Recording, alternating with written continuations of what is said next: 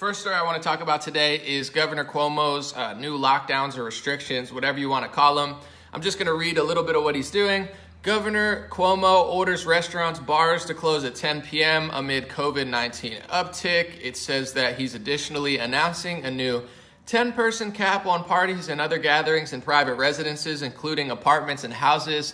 He seems to be saying if that doesn't work, he'll threaten further measures that could be on the table, including nixing indoor dining at bars and restaurants to get the spread of COVID-19 under control. So he's threatening further sort of lockdowns or orders, whatever you want to call them. I mean, they got a name for it, social distancing, public health measures. But really what they're doing is destroying small businesses. They're just completely crushing independent mom and pop shops, and Amazon and Facebook and all of these big tech conglomerates, Lyft and Uber, they're just swallowing everything up. They already were, but now they're just rapidly growing as they make it virtually impossible to run and compete with them. Isn't that suspicious? But you can't think about it. If you question it, they might delete your video because this is just so normal. Just live like a slave and a prisoner for the rest of your life with no measures that make any sense. And if you disagree, you're some sort of conspiracy theorist that needs to shut down. So before I get into why I disagree with these measures,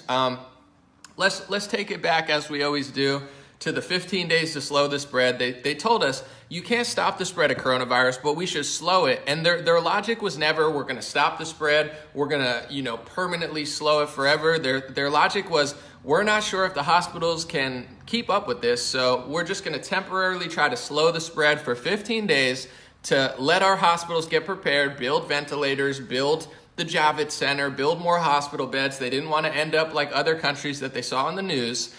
So that was the logic. It was never to just completely eliminate the spread. That was never the goal because it's not even possible. And they have to know this unless they're just idiots, low IQ, or just total liars. So that was the original logic. We temporarily slowed the spread to stop hospitals from being overwhelmed.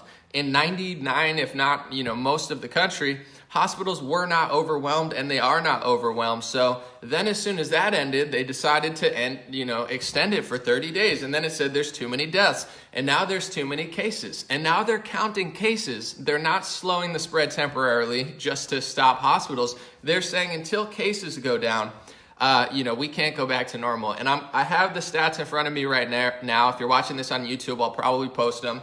I have countries' death per capita, which is death scaled by population size. So if you're a small situation like San Marino, you could still be number one because they're scaling it to population. These are the top countries right now. Number one is San Marino. They had a lockdown. Number two is Belgium.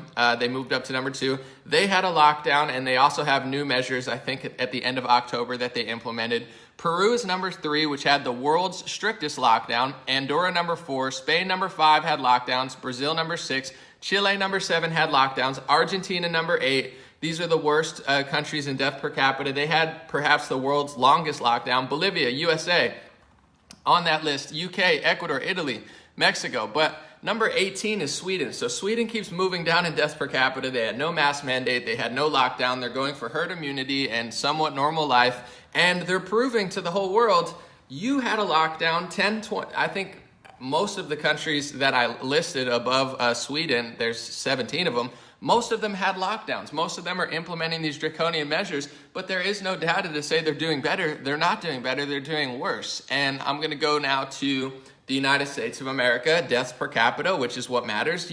Counting cases doesn't matter. It's like, how many people are dying? We want to keep people alive. Of course, it matters how we're counting the deaths too, which they don't want to talk about, but we need to keep people alive. We don't need to just count cases. Here's the top four worst states in the country, deaths per capita in the United States of America. New Jersey is still the worst at 1,870 deaths per million population. New York is still number two, 1,743 deaths per million. And Cuomo wants to rewrite history with his book about how great he is, even though he's in the top two worst states. And this is deaths per capita. So it doesn't matter that you have New York City. It's scaled to size. You could still be a small territory like San Marino and be number one. So it doesn't matter that he has more people. That's the argument people will make. He's still doing worse, deaths per capita. Massachusetts is number three. Connecticut's number four. And if you go to the chart, which if you watch this on YouTube, you'll see, daily cases is rising again. It's slowly rising in New York, but daily deaths is not rising. Daily deaths is not doing astronomically worse. In fact, it seems to be pretty much leveled out. So if there's more cases and the deaths are way down, that's actually a good thing. I'll give you an example. So the other day there were 3,955 cases in New York City, and it looks like there were 26 deaths. If you go back to, let's just pick one. Let's see, May 7th, there were 409 deaths, and let me see, the cases, May 7th, there was about 3,930. So similar rate of cases, but way more deaths. It doesn't matter that cases are rising. They're counting cases, folks. First, they told you that they were going to slow the spread so they don't overwhelm hospitals. Now they're just saying if cases never go down, you're never going back to normal, even though deaths are way, way down. Even though the cases are rising, the deaths are down. So counting cases is not a metric that makes any sort of sense whatsoever. It's about saving lives. It's about people not dying. It's not about people having a coronavirus, but that's what it is to them. And I'm starting to get suspicious. Why would they be doing this? Are they really stupid? Is Andrew Cuomo, does he have like a single digit IQ? Is he really fake? Is he sold out to a certain industry or what is the reason? Because I know he's not stupid enough to think that let's just keep sabotaging our own people, small businesses. He sees the stats. Now there's stats that say hundreds of thousands of people died worldwide from tuberculosis because of the COVID shutdown. So the death count between tuberculosis, between suicide, between food shortages that could happen in certain countries. When you add this all up in a year or two, when we really have the data, you're going to find out that the deaths from the COVID lockdowns and the response to coronavirus are possibly and probably going to exceed coronavirus. They're actually killing people. I mean, you can see in certain states, there's the data rolling in about elderly people being depressed. They don't like it. They can't see their family. Kids being depressed. Suicides are on the rise. Opioids are on the rise. Obesity is on the rise, and obesity leads to comorbidities, and comorbidity leads to death eventually, in certain elements of life. So they're killing people with these lockdowns. They're killing businesses. They're killing the economy. They're killing humanity. They're killing joy. They're killing human interaction. They're killing the small joys of you work a 9 to 5 of just, going to the barista and having a conversation and seeing them smile. Now you can't see smiles. They're killing people. They're killing the economy. They're killing the country. They're killing the Constitution. They're killing with these lockdowns and these Orwellian stuff. And the data doesn't even make sense. If it really was true that if you don't lock down and you don't wear masks, that everybody would die and millions of people would die, then why is Sweden doing better than 17 countries? Why are the two worst lockdowns? Argentina had the longest lockdown. Peru had the strictest lockdown. They're in the top 10 worst countries in deaths per capita. Lockdowns kill. And if the deaths rise and Cuomo says now we have to lock down further, the data shows, so far to me, it says at the beginning when you lock down, that's when all the people were dying. Then when you stop locking down, people stop dying. And now he's trying to lock down or do some sort of crazy quarantine stuff and business restrictions just because the cases are going up. They're just rapidly counting cases. The deaths are almost non-existent, but they still want to lock you down. This is a mass slave-free prison scheme. I don't care how they twist it. I don't care what they do to my videos. I really don't care.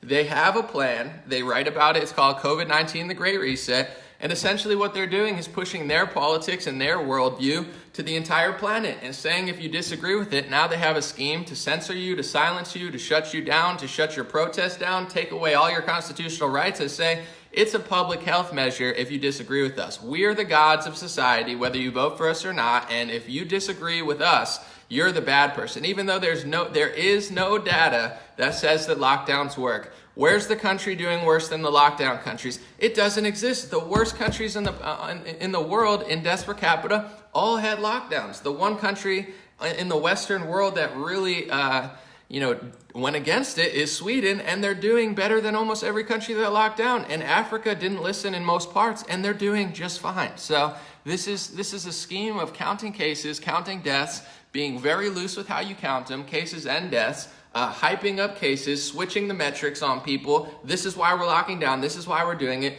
First, it's just a temporary slow because we know we can't stop it. Now they're acting like they could stop it. To slow the spread, the 15 days, I'm just going to remind you, the logic before we move on, the logic behind the 15 days to slow the spread was never we could stop coronavirus. They said we need to temporarily slow it so our hospitals don't get overwhelmed. Now they're trying to claim that they want to stop the spread. They knew they couldn't stop it in March, but in November, in flu season, as it's already in millions of people, it's too late. First of all, you can't just hide from a virus. You can't just sit inside and it's just going to go away. Unfortunately, we still have trucking. We still have, flights going off. We still have supermarkets. There's still ways that it could travel. We're not all just hiding in the corner. We have to eat, unless you just want to kill us all and say, you know what, we're just going to stop all industry for a month and everybody's going to sit inside and then maybe the virus will go away. First of all, it still wouldn't go away. Second of all, it would kill people because nothing is moving. But what they're doing is a half in, half out. They're saying, we're going to keep everything going, but just you get punished. You get punished. But we're still going to be, but you get punished. They're killing people. They're killing businesses. It's so evil what they're doing, and they have a mass scheme on Facebook, Twitter, Google, and mainstream media to say, orange man bad, so we must be good. Don't look over here. Don't look at what they're doing to you. Don't look how we pretty much enslaved society this year and treat you like muzzled dogs. And, there's no doubt. Oh, it's so good for us. Sweden proved otherwise. Africa proved otherwise. And every lockdown country that has a stricter lockdown than the U.S. is doing bad. There is no, we locked down and the virus disappeared and now there's no cases and now there's no deaths and we're living it doesn't exist, folks. And, Asia is the only one that seemed to semi-do that, but who really trusts the numbers out of there? They're the ones who, the virus originated from, and it seems like they'd probably be very happy that our economy is getting screwed up. They're very happy we're having social problems, economic problems, mental health problems. You think our enemies in this world, when it comes to adversaries, in other countries that would love for our economy to be destroyed and our military to be destroyed, you think that they don't love the fact that we're having mental health problems, that we're having physical, more obesity problems? I mean, this is such a scheme and a scam. Not saying the virus isn't real, but the logic behind the lockdowns and Cuomo's Orwellian shutdowns are just non-existent. But they know exactly what they're doing. They work for the devil, whether they want to admit it or not. So. Yeah, why they pin you as a victim? Yeah, so you always stay dependent. Yeah, then they tell you they gon' raise the tax